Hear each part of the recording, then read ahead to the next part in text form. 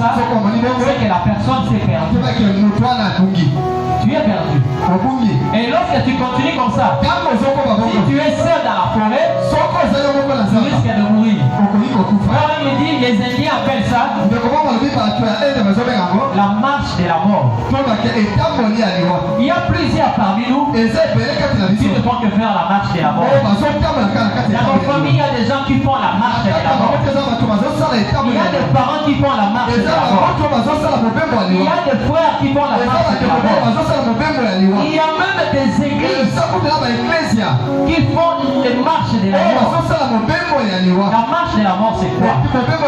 Lorsque tu remarques qu'il y a un phénomène anormal, un phénomène mauvais, qui ne fait que revenir,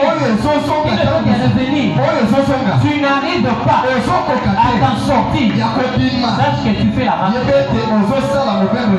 Il y a une marche de la mort. Et lorsqu'il n'y a pas quelqu'un pour te faire sortir de là, sache que tu vas mourir. Malheureusement,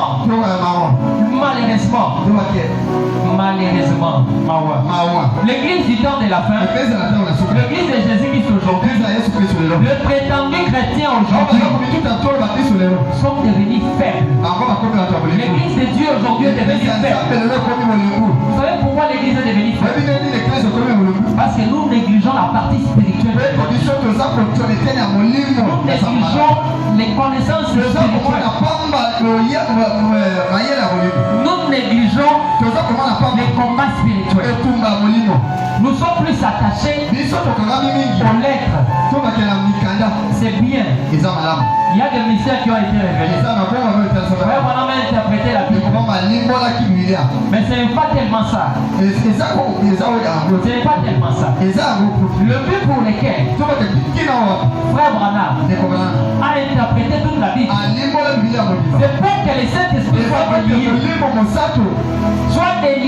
Frère Branham a interprété la Bible pour que les Saint-Esprit soient déliés.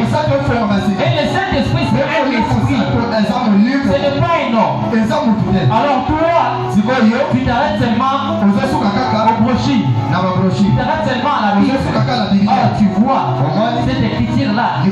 Là où Frère Branham a expliqué ça. Il a dit que c'est ça. Mais le but principal, c'est Frère Branham a révélé les mystères. C'est pour que Christ entre en toi. C'est ça le but final. Parce que Christ ne peut pas marcher là où il n'y a pas la pureté de la parole. Il n'y a pas la pureté de la parole. Parce que c'est la parole qui sanctifie. C'est la parole qui purifie. La Bible nous dit ceci. S'il n'y a pas de levain au milieu de nous, s'il n'y a pas de saleté au milieu de nous, alors la plénitude de la divinité, le Saint-Esprit va commencer à marcher au milieu de nous.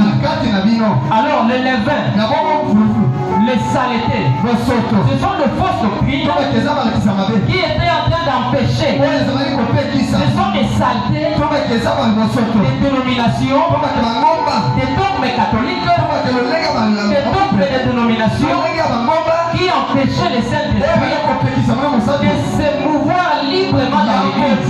Et pour que les Saint-Esprit puissent se mouvoir librement dans l'Église, il fallait que Frère Branham enlève toutes ces saletés. Et ces saletés ne pouvaient s'enlever qu'une fois que Frère Branham apporte la révélation de la parole. Que la Bible devienne une Bible nouvelle. Que la parole soit maintenant rendue dans sa totalité.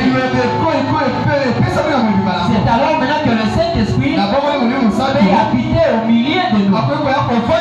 C'est alors que nous allons maintenant expérimenter la présence du Saint-Esprit.